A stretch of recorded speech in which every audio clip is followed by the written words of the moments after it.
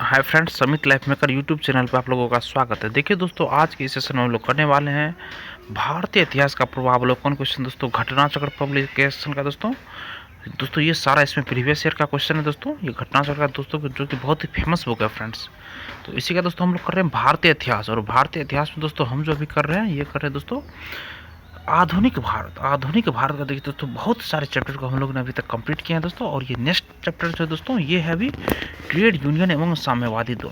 देखिए दोस्तों, ये सब आपके एग्जाम के पर्पज से बहुत ही महत्वपूर्ण टॉपिक्स हैं दोस्तों, जो कि आपके एग्जाम जो अभी होने वाले दोस्तों, शिक्षक भर्ती 4.0, 5.0 या बीपीएससी पीटी का परीक्षा हो या कोई भी परीक्षा हो, जहाँ भी आपका साइंस मतलब कि या हिस्ट्री पूछा जाता है फ्रेंड्स, वहाँ के लिए बहुत ही परफेक्ट रहेगा दोस्तों यह सेशन आपके लिए। क्योंकि यहाँ से 100% गारंटी है कि क्वेश्चन आएगी। क्योंकि दोस्तों हर एक क्वेश्चन दोस्तों प्रीवियस ईयर का है, वो भी दोस्तों पीसीएस का पूछा गया क्वेश्चन है दोस्तों।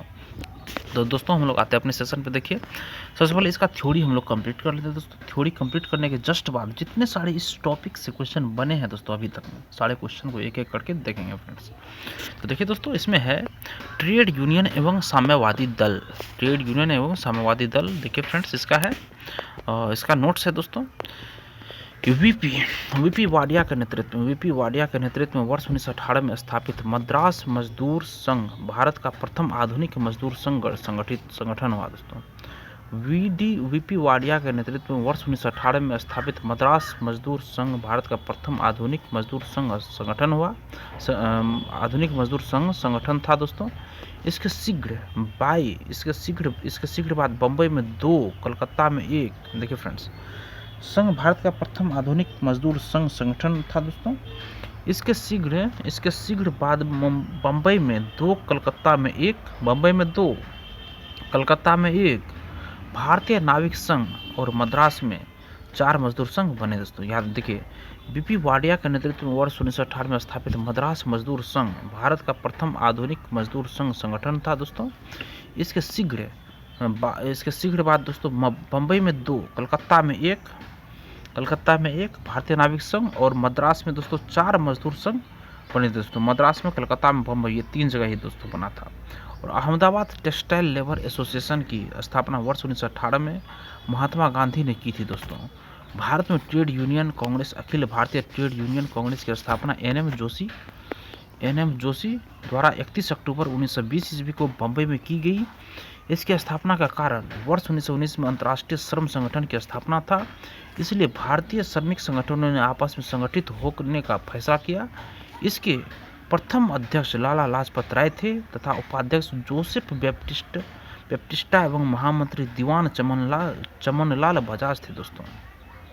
इस संगठन का प्रथम विभाजन वर्ष 1929 में नागपुर अधिवेशन में हुआ था दोस्तों। इस संगठन का प्रथम अधिवेशन जो हुआ दोस्तों वर्ष 1929 में नागपुर अधिवेशन हुआ फ्रेंड्स। इस समय जवाहरलाल नेहरू इसके दोस्तों अध्यक्ष थे। कम्युनिस्ट इंटरनेशनल की स्थापना मार्च 1919 में व्लादिमीर इलिच लेनिन और रूसी पार्टी बोल्शेविक द्वारा की गई थी दोस्तों। एम एन राय लेनिन के निमंत्रण पर मास्को गए। देखिए, एम एन राय जो थे वो लेनिन के निमंत्रण पर मास्को गए तथा कम्युनिस्ट इंटरनेशनल के सदस्य बने। कम्युनिस्ट इंटरनेशनल के सदस्य बनने वाले वे पहले भारतीय थे। कम्युनिस्ट आंदोलन की शक्ति एवं बढ़ते प्रभाव को रोकने के लिए कानपुर में एक षड्यंत्र को आधार बनाकर कुछ कम्युनिस्टों पर मुकदमा चला। यह मुकदमा कानपुर षड्यंत्र के नाम से प्रसिद्ध है दोस्तों। ब्रिटिश सरकार ने वर्ष 1924 में एम एन राय, श्रीपाद अमृत डांगे, मुजफ्फर अहमद, शौकत उस्मानी, गुलाम शौकत हुसैन, रामचरण लाल शर्मा और सिंगारवेलू चेट्टियार पर कानपुर में मुकदमा चलाया दोस्तों। सरकार ने उन पर आरोप लगाया कि ये लोग षड्यंत्र रच रहे थे, जिसका उद्देश्य भारत में क्रांतिकारी संगठन को स्थापित करना था। ट्रेड यूनियन आंदोलन के क्रांतिकारी चरण का समय वर्ष 1926 दोस्तों 1939 तक माना जाता है। इस दौरान एम एन राय, मुजफ्फर अहमद, श्रीपाद ए डांगे, शौकत उस्मानी आदि भारत में ट्रेड यूनियन आंदोलन के प्रमुख नेता थे। वर्ष 1940 में रेडिकल डेमोक्रेटिक दल की स्थापना एम एन राय ने की थी दोस्तों। वर्ष 1940 में रेडिकल डेमोक्रेटिक दल की स्थापना एम.एन. राय ने की थी। सौम्येंद्रनाथ टैगोर ने वर्ष 1934 में revolutionary communist party of India क्रांतिकारी साम्यवादी दल की स्थापना की थी दोस्तों।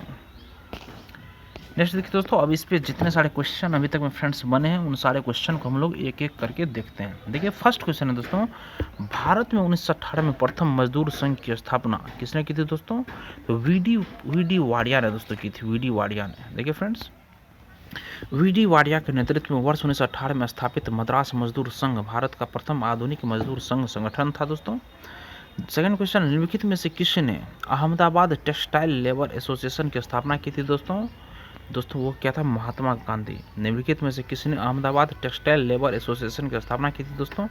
वो क्या था दोस्तों? महात्मा गांधी ने किया था फ्रेंड्स। नेक्स्ट क्वेश्चन देखिए, अहमदाबाद टेक्सटाइल, इसका solution, Ahmedabad textile labour association की स्थापना वर्ष 1918 में महात्मा गांधी ने दोस्तों की थी। Next question friends, Bharat trade union Congress के पहले अध्यक्ष कौन थे दोस्तों? तो लाला लाजपत राय थे friends. Bharat trade union Congress के पहले अध्यक्ष कौन थे दोस्तों? तो ये थे दोस्तों लाला लाजपत राय थे फ्रेंड्स, लाला लाजपत राय थे दोस्तों। और देखिए फ्रेंड्स, इसका सॉल्यूशन है, भारत में trade union Congress, Akhil Bharatiya trade union Congress की स्थापना एन.एम. जोशी द्वारा 31 अक्टूबर 1920 को बम्बई में की गई। इसकी स्थापना का कारण वर्ष 1919 में अंतर्राष्ट्रीय श्रम संगठन की स्थापना था, इसलिए भारतीय श्रमिक संगठनों ने आपस में संगठित होने का फैसला किया। इसके प्रथम अध्यक्ष लाला लाजपत राय थे तथा उपाध्यक्ष जोसेफ बैप्टिस्टा एवं महामंत्री दीवान चमनालाल बजाज थे। इस संगठन का प्रथम विभाजन वर्ष 1929 में नागपुर अधिवेशन में हुआ। इस समय जवाहरलाल नेहरू इसके अध्यक्ष थे फ्रेंड्स। नेक्स्ट क्वेश्चन देखिए, बम्बई में अखिल भारतीय व्यापार संघ कांग्रेस की स्थापना कब हुई? बम्बई में अखिल भारतीय व्यापार संघ कांग्रेस की स्थापना कब हुई दोस्तों? ये हुई थी दोस्तों सन 1920 ईस्वी में दोस्तों। बम्बई में अखिल भारतीय व्यापार संघ कांग्रेस की स्थापना कब हुई फ्रेंड्स? ये हुई थी सन 1920 ईस्वी में दोस्तों, सन 1920 ईस्वी में। देखिए friends, Akhil Bharatiya trade union Congress के 1920 में बम्बई में हुए प्रथम अधिवेशन की अध्यक्षता की थी दोस्तों, किसने की थी? तो लाला लाजपत राय ने दोस्तों की थी। अखिल भारतीय ट्रेड यूनियन कांग्रेस के 1920 में अखिल भारतीय ट्रेड यूनियन कांग्रेस के 1920 में बम्बई में हुए प्रथम अधिवेशन की अध्यक्षता किसने की थी दोस्तों? तो वो की थी दोस्तों लाला लाजपत राय ने की थी दोस्तों, लाला लाजपत राय ने की थी। नेक्स्ट क्वेश्चन है देखिए दोस्तों, 1920 में आयोजित all India trade union Congress के उद्घाटन सत्र की अध्यक्षता किसने की थी दोस्तों? तो लाला लाजपत राय ने की थी फ्रेंड्स। नेक्स्ट क्वेश्चन है, 1929 में नागपुर में संपन्न all India trade union Congress की अध्यक्षता किसने की थी दोस्तों? तो जवाहरलाल नेहरू ने की थी फ्रेंड्स। 1929 में नागपुर में संपन्न all India trade union Congress की अध्यक्षता किसने की थी दोस्तों? तो जवाहरलाल नेहरू ने की थी फ्रेंड्स। नेक्स्ट क्वेश्चन देखिए दोस्तों, इसका सॉल्यूशन है, वर्ष 1929 में नागपुर में संपन्न all India trade union Congress AITUC की अध्यक्षता जवाहरलाल नेहरू ने की थी। नागपुर अधिवेशन में ही साम्यवादियों एवं सुधारवादियों में मतभेद के कारण all India trade union Congress का विभाजन भी हुआ।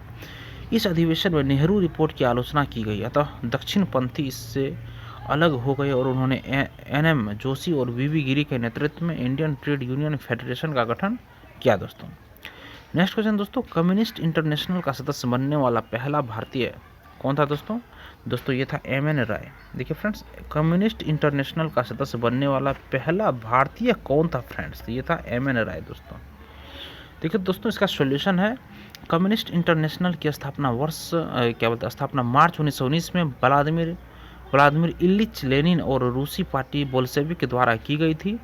M.N. राय लेनिन के निमंत्रण पर मॉस्को गए तथा कम्युनिस्ट इंटरनेशनल के सदस्य बने।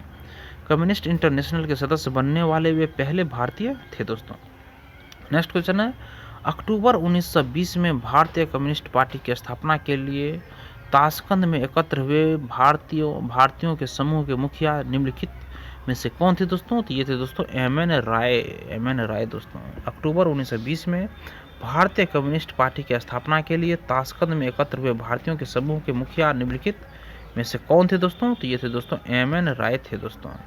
अक्टूबर 1920 में भारतीय कम्युनिस्ट पार्टी की स्थापना के लिए ताशकंद में एकत्र हुए भारतीयों के समूह के मुखिया कौन थे दोस्तों? तो M.N. राय थे फ्रेंड्स। देखिए 17 अक्टूबर 1920 को M.N. राय ने अवनी मुखर्जी, मोहम्मद अली और मोहम्मद शरीफ के साथ मिलकर ताशकंद में भारतीय कम्युनिस्ट पार्टी की स्थापना की। इस प्रकार विकल्प डी सही उत्तर होगा फ्रेंड्स। नेक्स्ट क्वेश्चन देखिए, कानपुर षड्यंत्र मुकदमा किस आंदोलन के नेताओं के विरुद्ध था दोस्तों? इसका ऑप्शन दोस्तों सी सही होगा, साम्यवादी आंदोलन दोस्तों, साम्यवादी आंदोलन फ्रेंड्स। देखिए कानपुर षड्यंत्र मुकदमा किस आंदोलन के नेताओं के विरुद्ध था दोस्तों? इस साम्यवादी आंदोलन के विरुद्ध था दोस्तों। कानपुर मुकदमा साम्यवादी आंदोलन के विरुद्ध था दोस्तों। देखिए दोस्तों इसका सॉल्यूशन दोस्तों, कम्युनिस्ट आंदोलन की शक्ति एवं बढ़ते प्रभाव को रोकने के लिए कानपुर में एक षड्यंत्र को आधार बनाकर कुछ कम्युनिस्टों पर मुकदमा चला। यह मुकदमा कानपुर षड्यंत्र के नाम से प्रसिद्ध है।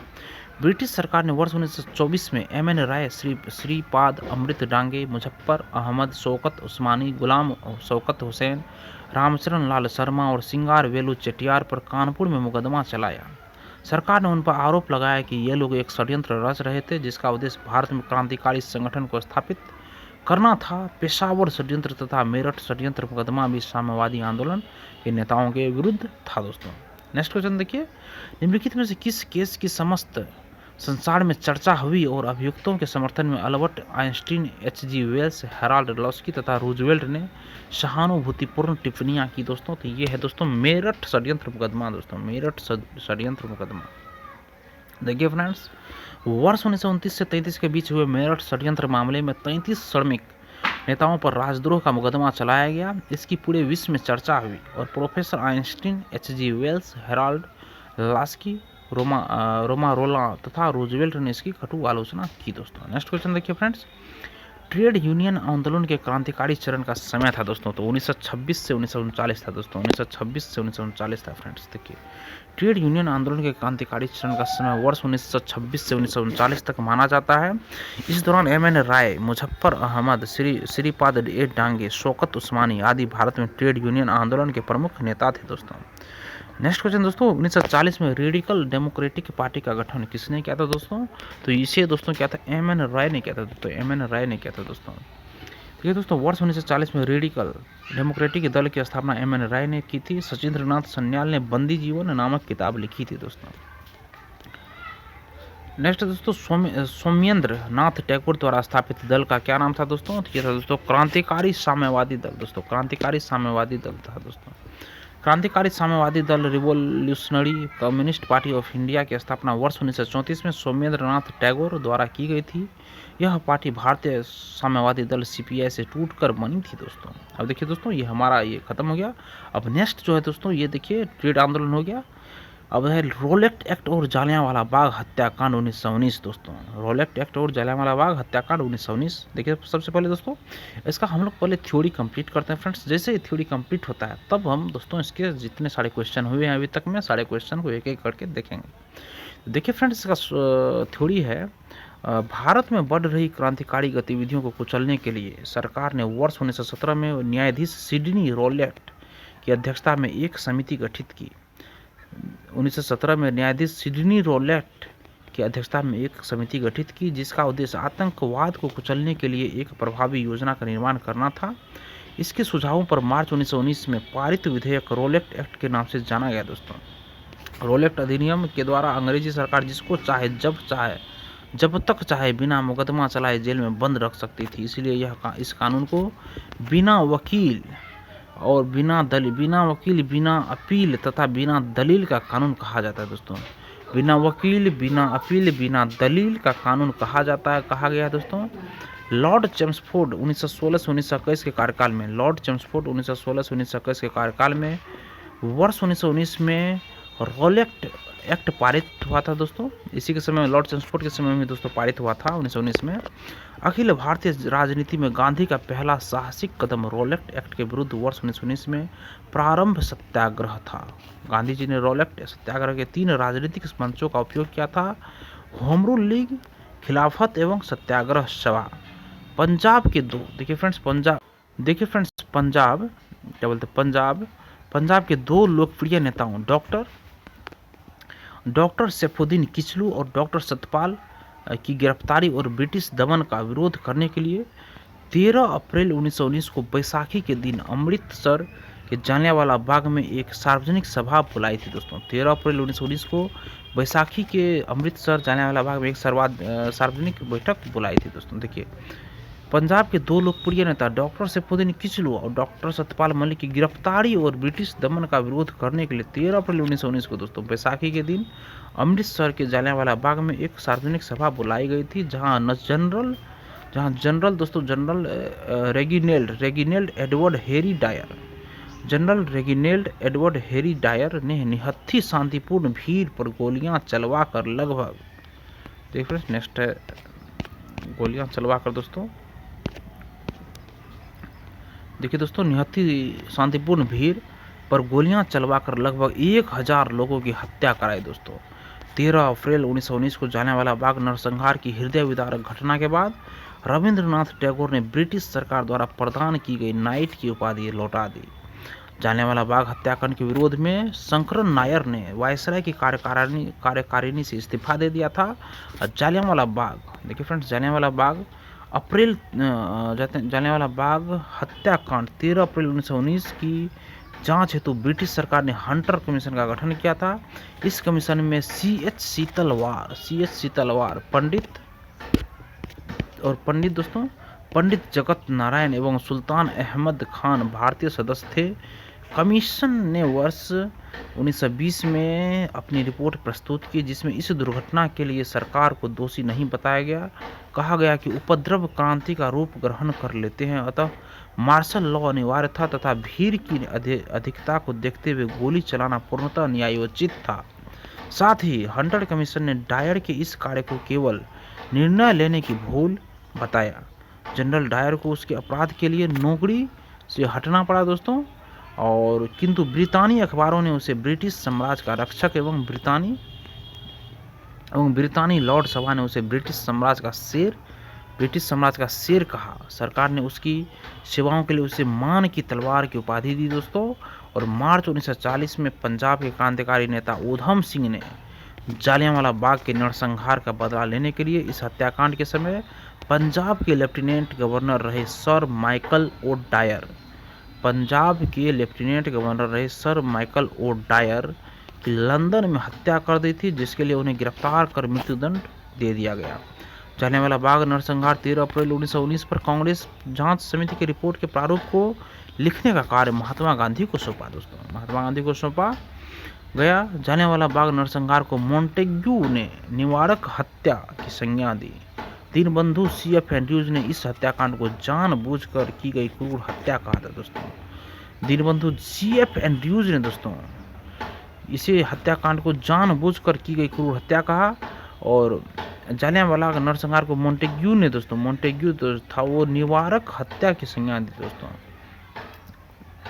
अब देखिए दोस्तों, इस पे जितने सारे क्वेश्चन हुए दोस्तों, सारे क्वेश्चन हम लोग एक एक करके देखते हैं फ्रेंड्स। फर्स्ट क्वेश्चन है कि भारतीय स्वतंत्रता संग्राम के दौरान रॉलेट एक्ट ने किस कारण से सार्वजनिक रोष उत्पन्न किया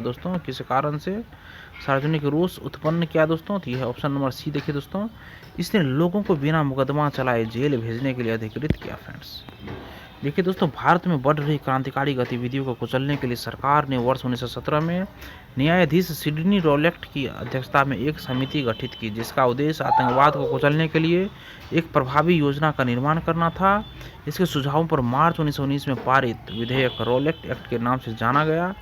रॉलेट अधिनियम के द्वारा अंग्रेजी सरकार जिसको चाहे जब तक चाहे बिना मुकदमा चलाए जेल में बंद रख सकती थी। इसलिए इस कानून को बिना वकील, बिना अपील, बिना दलील का कानून कहा गया है दोस्तों। देखिए दोस्तों, रॉलेट एक्ट लाने का क्या प्रयोजन था दोस्तों? देखिए फ्रेंड्स, इसका ऑप्शन नंबर बी सही होगा, राष्ट्रीय एवं क्रांतिकारी गतिविधियों पर रोक लगाने के लिए दोस्तों। ऑप्शन नंबर बी सही है दोस्तों। नेक्स्ट क्वेश्चन है, रॉलेट एक्ट भारत में लागू किया गया दोस्तों सन 1919 ईस्वी में दोस्तों लागू किया गया था, सन 1919 में दोस्तों। नेक्स्ट क्वेश्चन है, रॉलेट एक्ट का लक्ष्य था दोस्तों, क्या लक्ष्य था फ्रेंड्स? ये था बिना मुकदमा चलाए बंदी बनाना और मुकदमों की सुनवाई संक्षिप्त प्रक्रिया द्वारा।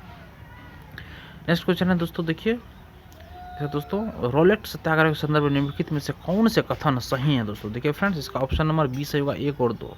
एक में रॉलेट अधिनियम सेडिसन कमेटी की सिफारिश पर आधारित था। बी है, रॉलेट सत्याग्रह में गांधी जी ने होम रूल लीग का उपयोग करने का प्रयास किया था दोस्तों। ऑप्शन बी सही है दोस्तों, 1 और 2 सही है। देखिए इसका सॉल्यूशन है, रॉलेट एक्ट एक काला कानून था जिसमें किसी भी व्यक्ति को संदेह के आधार पर गिरफ्तार किया जा सकता था।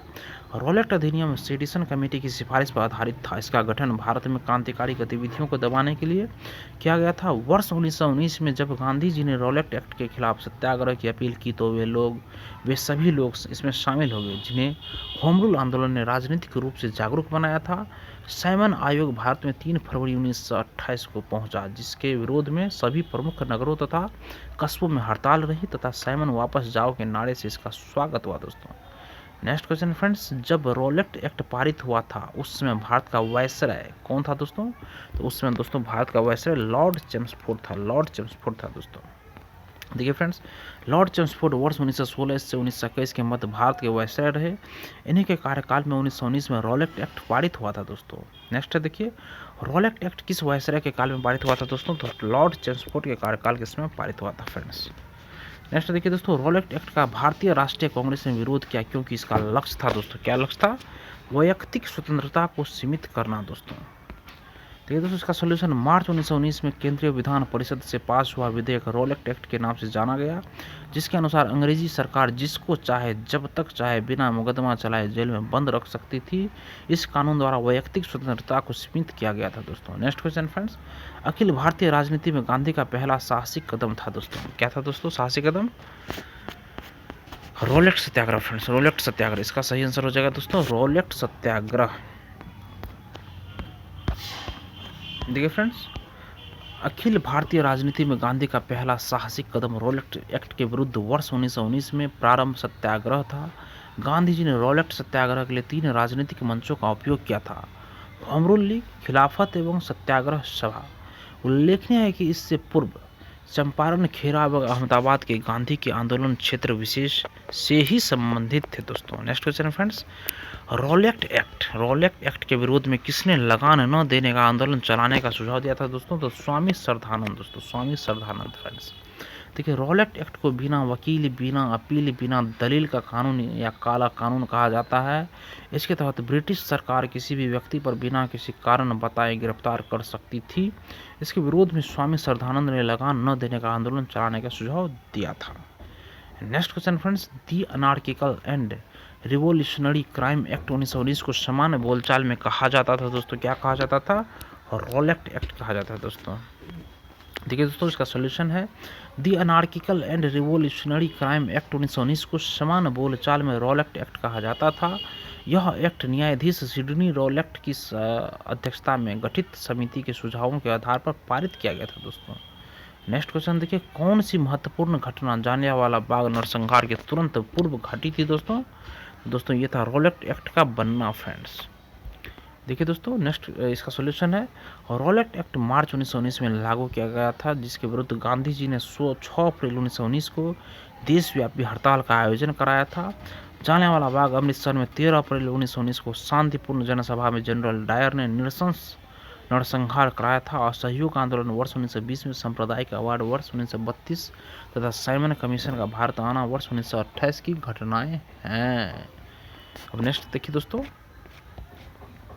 जालियांवाला बाग हत्याकांड हुआ दोस्तों, जालियांवाला बाग हत्याकांड हुआ। देखिए फ्रेंड्स, नेक्स्ट जालियांवाला बाग हत्याकांड हुआ था दोस्तों, जालियांवाला बाग हत्याकांड हुआ था फ्रेंड्स। ये हुआ था आपको 13 अप्रैल 1919 ईस्वी को हुआ था दोस्तों, 13 अप्रैल 1919 ईस्वी को। नेक्स्ट देखिए, जालियांवाला बाग नरसंहार किस गांधीवादी सत्याग्रह के संबंध में हुआ था दोस्तों? ये हुआ था रॉलेट सत्याग्रह के संबंध में हुआ था दोस्तों। देखिए दोस्तों, नेक्स्ट क्वेश्चन है, वर्ष 1919 में भारतीय इतिहास से संबंधित है दोस्तों, क्या संबंधित है? तो जालियांवाला बाग त्रासदी से दोस्तों, जालियांवाला बाग त्रासदी से। नेक्स्ट देखिए, जालियांवाला बाग कत्लेआम किस शहर में हुआ था दोस्तों? तो ये हुआ था दोस्तों अमृतसर में हुआ था फ्रेंड्स, अमृतसर में। नेक्स्ट देखिए, जनरल डायर का नाम किस घटना से जुड़ा हुआ है दोस्तों? ये दोस्तों जालियांवाला बाग हत्याकांड से जुड़ा हुआ है दोस्तों। नेक्स्ट क्वेश्चन देखिए, काफ़ी संख्या में लोग अमृतसर के जालियांवाला बाग में 13 अप्रैल 1919 को एकत्रित हुए थे गिरफ्तारी के विरोध में। किस चीज़ के विरोध में दोस्तों? तो देखिए, महात्मा गांधी और डॉक्टर सैफुद्दीन किचलू और डॉक्टर सत्यपाल मलिक की गिरफ्तारी के विरोध में दोस्तों जमा हुए थे। देखिए फ्रेंड्स, पंजाब के 2 लोकप्रिय नेताओं डॉक्टर सैफुद्दीन किचलू और डॉक्टर सत्यपाल की गिरफ्तारी और ब्रिटिश दमन का विरोध करने के लिए 13 अप्रैल 1919 को बैसाखी के दिन अमृतसर के जलियांवाला बाग में एक सार्वजनिक सभा बुलाई गई थी, जहां general Reginald Edward Harry Dyer ने निहत्थी शांतिपूर्ण भीड़ पर गोलियां चलवाकर लगभग 1000 लोगों की हत्या कराई, जबकि सरकारी रिपोर्ट के अनुसार 379 लोग मारे गए थे। 13 अप्रैल देखिए सरकारी रिपोर्ट के हिसाब से देखिए फ्रेंड्स, यहाँ जो है general Reginald Edward Harry Dyer ने निहत्थी शांतिपूर्ण भीड़ पर गोलियां चलवाकर लगभग 1000 लोगों को दोस्तों ये मारा था, हत्या करवाया था, जबकि सरकारी रिपोर्ट जो है दोस्तों उसके अनुसार 379 लोग ही मारे गए थे। 13 अप्रैल 1919 को जलियांवाला बाग नरसंहार की हृदय विदारक घटना के बाद रविंद्रनाथ टैगोर ने ब्रिटिश सरकार द्वारा प्रदान की गई नाइट की उपाधि लौटा दी दोस्तों।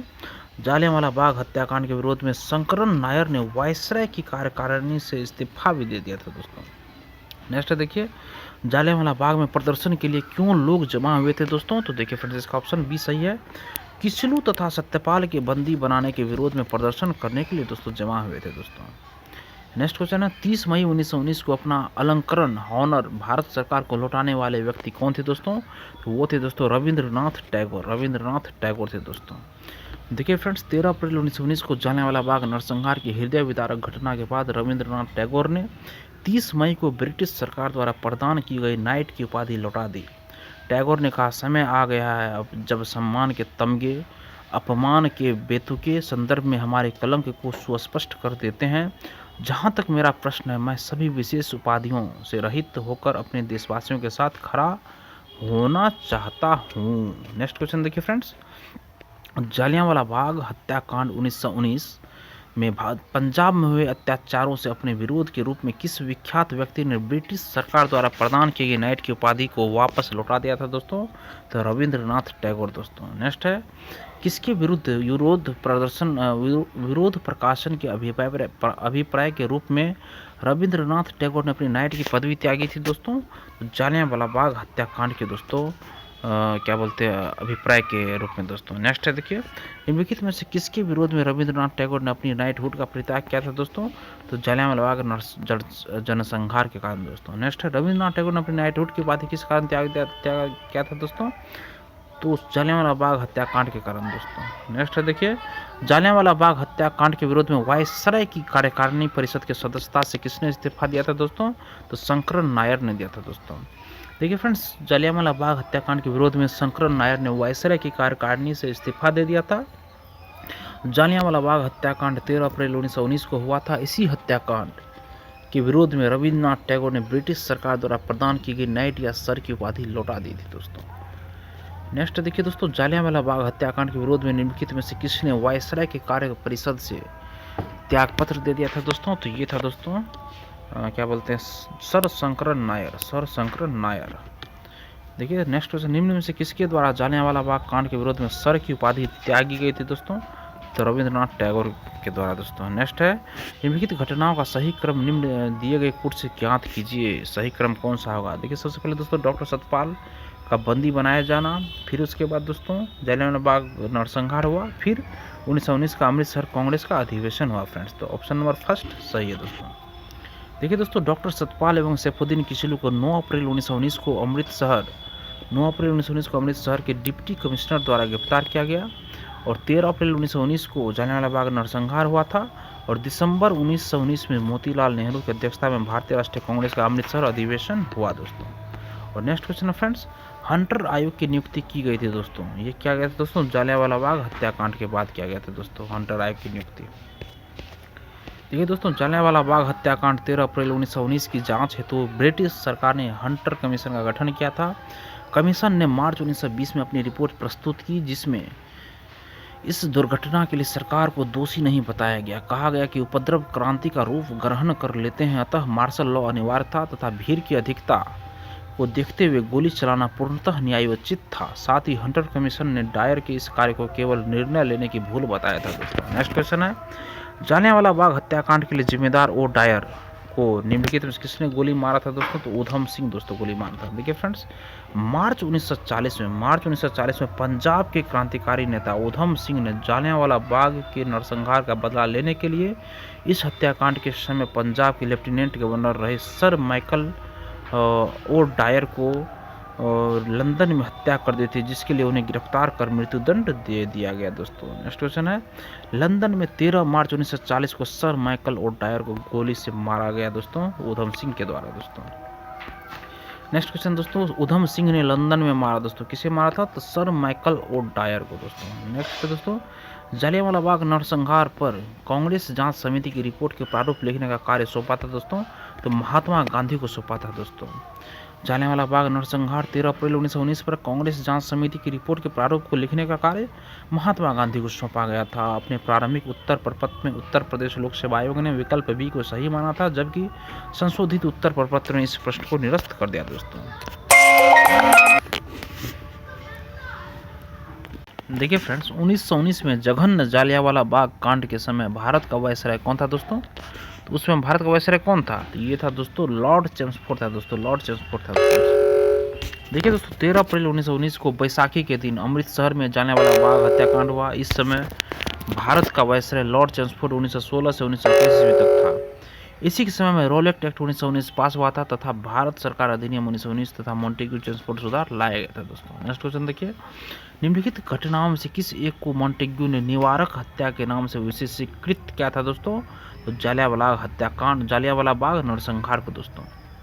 निम्नलिखित घटनाओं में से किस एक को मॉन्टेग्यू ने निवारक हत्या के नाम से विशेषीकृत किया था दोस्तों? तो जालियांवाला बाग का नरसंहार को दोस्तों। देखिए फ्रेंड्स, 13 अप्रैल 1919 को घटित जालियांवाला बाग नरसंहार को मॉन्टेग्यू ने निवारक हत्या की संज्ञा दी। दीनबंधु C.F. एंड्रूज ने इस हत्याकांड को जानबूझकर कर दी गई क्रूर हत्या कहा गया दोस्तों। नेक्स्ट क्वेश्चन देखिए दोस्तों, निम्नलिखित में से किसके कारण सार्वजनिक रोष की लहर उमड़ी, जिसके फलस्वरूप जालियांवाला बाग में ब्रिटिश द्वारा जनसंहार की घटना घटी दोस्तों? देखिए फ्रेंड्स, इसका ऑप्शन हो जाएगा सी नंबर सही दोस्तों, दी रोलेक्ट एक्ट। देखिए दोस्तों, प्रथम विश्व युद्ध के दौरान भारत में लागू सुरक्षा अधिनियम की अवधि समाप्त होने वाली थी, अतः न्यायाधीश सिडनी रॉलेट की अध्यक्षता में गठित सदस्यों के समिति के सुझावों पर 2 प्रस्ताव लेजिस्लेटिव काउंसिल में प्रस्तुत किए गए। इन प्रस्तावों में भारत में देशद्रोही कार्यों में संलिप्त संदिग्ध व्यक्तियों पर निगरानी तथा इस प्रकार के कार्यों के लिए किसी व्यक्ति की बगैर कारण बताए गिरफ्तारी का प्रावधान था। इस प्रस्तावों को दी रोलेक्ट एक्ट के नाम से मार्च 1919 में लेजिस्लेटिव काउंसिल ने पास कर दिया। इस अधिनियम का भारतीयों ने पुरजोर विरोध किया तथा सार्वजनिक रोष की लहर उमड़ पड़ी। इस अधिनियम के विरोधी पंजाब के 2 नेताओं सत्यपाल तथा किचलू की गिरफ्तारी का विरोध कारण के लिए अमृतसर के जालियांवाला बाग में 13 अप्रैल 1919 को सभा आयोजित की गई। जब कुछ लोग सभा को संबोधित कर रहे थे, तभी जनरल डायर निर्देश पर निहत्थे भारतीयों पर अंधाधुंध गोलियां चलाई गई। इस निर्मम घटना को इतिहास में जालियांवाला बाग हत्याकांड के नाम से जाना जाता है दोस्तों। देखिए फ्रेंड्स, इसी के साथ हमारा सेशन यहीं पे कंप्लीट होता है फ्रेंड्स, और 2 सेशन हम लोग को कंप्लीट कर लिए दोस्तों इस वीडियो में। देखिए, एक तो हो गया दोस्तों आप लोगों को, फर्स्ट हो गया ट्रेड यूनियन एवं साम्यवादी दल, और दूसरा हो गया दोस्तों जालियांवाला बाग रोलेक्ट एक्ट और जालियांवाला बाग हत्याकांड 1919 दोस्तों। तो देखिए दोस्तों, सेशन अगर आप लोगों को अच्छा लगा फ्रेंड्स, तो सेशन को लाइक जरूर कीजिए और किसी एक ग्रुप में दोस्तों इसको शेयर कीजिए, और दोस्तों मेरे चैनल को सब्सक्राइब कीजिए। और फ्रेंड्स, अगर लेटेस्ट नोटिफिकेशन पाना चाहते हैं दोस्तों, तो दोस्तों चैनल के बेल आइकन बटन को जरूर दबाइए। धन्यवाद दोस्तों, आपका दिन शुभ हो।